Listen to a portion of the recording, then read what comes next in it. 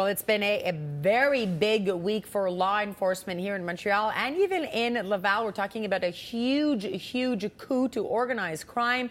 Domenic Fazioli, our news reporter, is joining us once again, and we are we're trying to get as many angles on the story as we can. Dom, thank you so much. Let's talk about, first of all, this is du jamais vu, as we say. This isn't just the mob. This isn't just the house. This seems like a giant roundup of people at this point. Everybody was arrested. You never see this in a police bust. The presumed head of the mafia, the presumed head of the Hells Angels, the presumed head of the street gangs, all arrested in the same operation.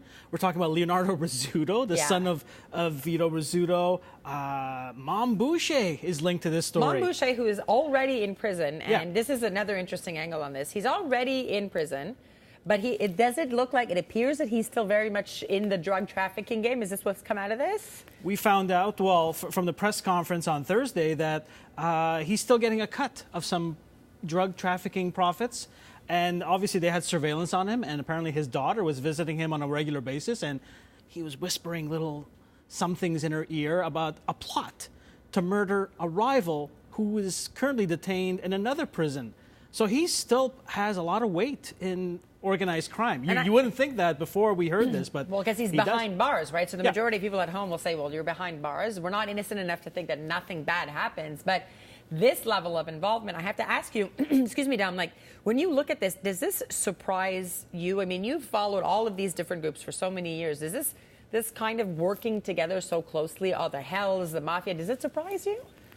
No, this was the rumor for the last 2 years. Vito Rizzuto, let's go back, died of natural causes in December 2013, exactly 2 years ago, and that was about the time when this operation kicked off. So they've been keeping a very close eye on all aspects of organized crime. So it's interesting to see that they're all working together, they're all sharing the profits, and they're all, for the last 2 years they've been very quiet.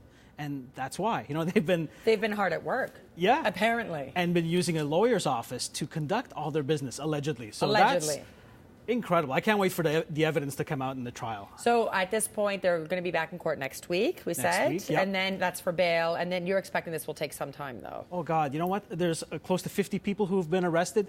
If this ends up going the mega trial route, like all of them grouped together and tried at the same time, it could take a while. Look at the case of Gilles Vaillancourt, a former Laval mayor, who's also facing gangsterism-related charges. He was arrested in 2012. His trial will likely only begin in 2019, 7 years later. I hope it doesn't take 7 years for this to go. Sometimes people forget, is not necessarily swift. Let's stick on the justice beat here, of course. Guy Turcotte, the closing arguments from the defense, obviously that happened this week. And what I thought was very interesting, what a lot of people were, this was a real head scratcher for a lot of people. The defense, his defense lawyer said, well, he doesn't fit, that the ex-cardiologist does not fit the profile of a murderer, this despite the fact that he has admitted to stabbing his children a combined 46 times. I have to ask you a question, which I wondered about in the first time. Did he get off, or does he get off, or does he sort of get a pass, if you will, because people can't wrap their brains around the fact that he's a doctor? When he says he doesn't fit the profile, what exactly is his defense attorney referring to? And that's what stuck out in closing arguments from the defense, that he doesn't, like you said, doesn't fit the profile of a murderer, that he was a good father, he's a good person. They said even. And a quote, he's loving and affectionate. Look, we just look at the evidence from a distance, and that's what they're saying. They're basically saying, again, Turcotte suffered a mental breakdown that night. But like you said, 46 times.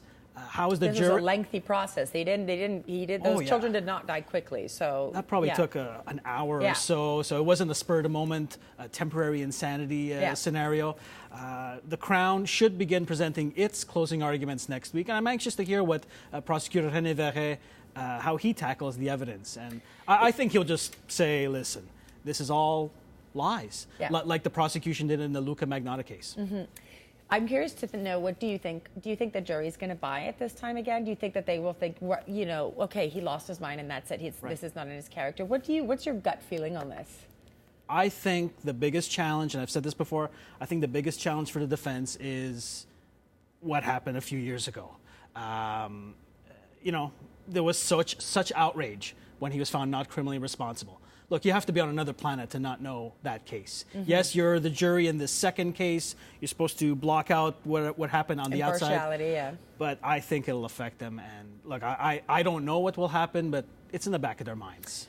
All right. Thank you so much, Domenic Fazioli. And of course, we'll talk to you next week for another update on all of this. Thank you again. Thank you.